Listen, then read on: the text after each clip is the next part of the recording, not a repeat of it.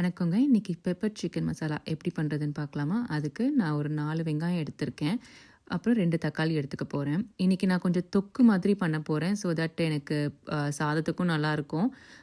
Side டிஷ்ஷா. அதேபோல் எனக்கு சப்பாத்தி, தோசைக்கும் நல்லாயிருக்கும். அந்த மாதிரி நான் எடுத்துக்கிறேன். அதனால கொஞ்சம் நிறையவே வெங்காயம், தக்காளி நான் சேர்த்துக்கிறேன். எவ்வளோக்கு எவ்வளோ வெங்காயம், தக்காளி சேர்த்துக்கிறீங்களோ அவ்வளோக்கு எவ்வளோ உங்களுக்கு தொக்கு கிடைக்கும்.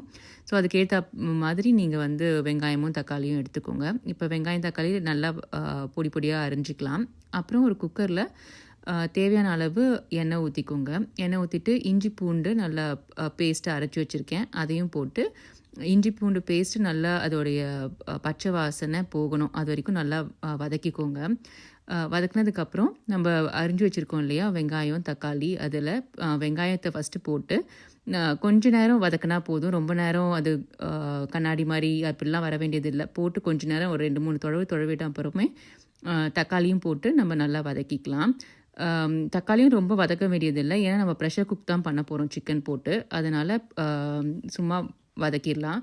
அப்புறம் மஞ்சத்தூள், அப்புறம் குழம்பு மிளகாய் பொடி வந்து 2 ஸ்பூன் போட போகிறேன்.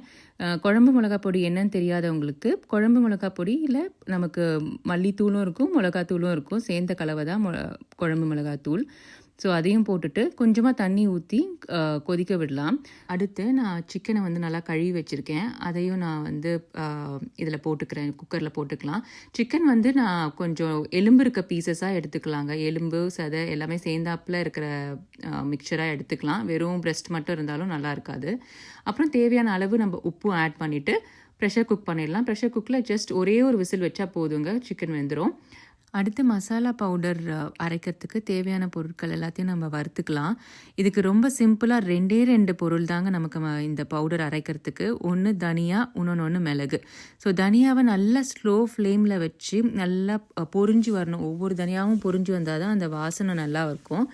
அதே மாதிரி நம்ம 3 ஸ்பூன் நான் தனியாக எடுத்திருந்தேன். அதுக்கு 1 ஸ்பூன் மிளகு எடுத்துக்கிறேன்.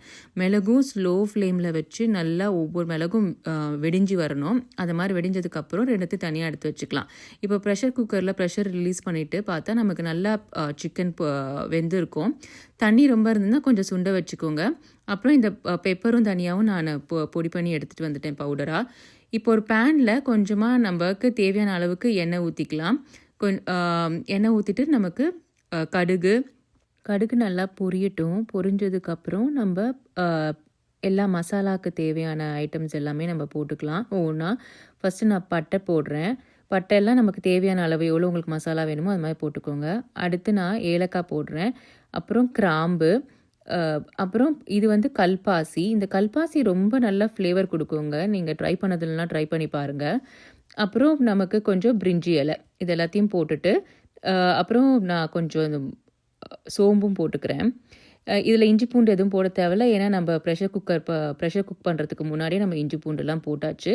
ஸோ இப்போ ப்ரெஷர் குக் பண்ணி வச்சுருக்க எல்லா சிக்கனும் இதோட வெங்காயம், தக்காளி எல்லாமே சேர்த்து நம்ம ப்ரெஷர் குக் பண்ணியிருக்கோம் இல்லையா, அது எல்லாத்தையும் இதில் போட்டு நல்லா நம்ம சுண்டி வர வரைக்கும் நம்ம எடுத்துக்கலாங்க. எவ்வளோக்கு எவ்வளோ உங்களுக்கு மசாலா வேணுமோ, இல்லை இது மாதிரி உங்களுக்கு கிரேவியாகவே வேணும் அப்படின்னா நீங்கள் இந்த டைம்லேயே நம்ம அரைச்சி வச்சுருக்க பொடியை போட்டு நீங்கள் எடுத்துக்கலாம். இல்லை உங்களுக்கு இன்னும் கொஞ்சம் நல்லா திக்காக வேணும்னா கொஞ்சம் நேரம் சுண்ட வச்சிங்கன்னா அப்படியே இந்த மாதிரி திக்காக நமக்கு ஒரு கிரேவி கன்சிஸ்டன்சியில் வரும். இன்னமும் உங்களுக்கு வேணும்னா நீங்கள் இன்னும் கொஞ்சம் நேரம் வச்சிங்கன்னா உங்களுக்கு திக்கன் ஆகும். பட் எனக்கு கொஞ்சம் சப்பாத்திக்கும் நல்லா இருக்கணும், சாதத்துக்கும் நல்லா இருக்கணுன்ற ஸ்டேஜில் நான் எடுத்துட்டேன்.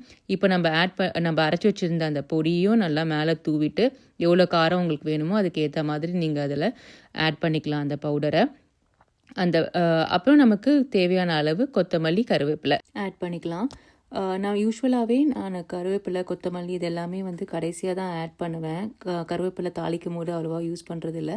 கடைசியாக போட்டிங்கன்னா அதோட ஒரு ஃப்ளேவரே ரொம்ப டிஃப்ரெண்ட்டாக சூப்பராக இருக்கும். உப்பு சரி பார்க்கலாம், செம்மையாக இருந்தது. இது நீங்கள் கிள்ளி போட்ட சாம்பாரோட வச்சு சாப்பிட்டு பாருங்களேன், செம்மையாக டேஸ்ட்டாக இருக்கும். செஞ்சு சாப்பிட்டு பார்த்துட்டு எனக்கு கமெண்ட்டில் சொல்லுங்கள் எப்படி இருந்ததுன்னு.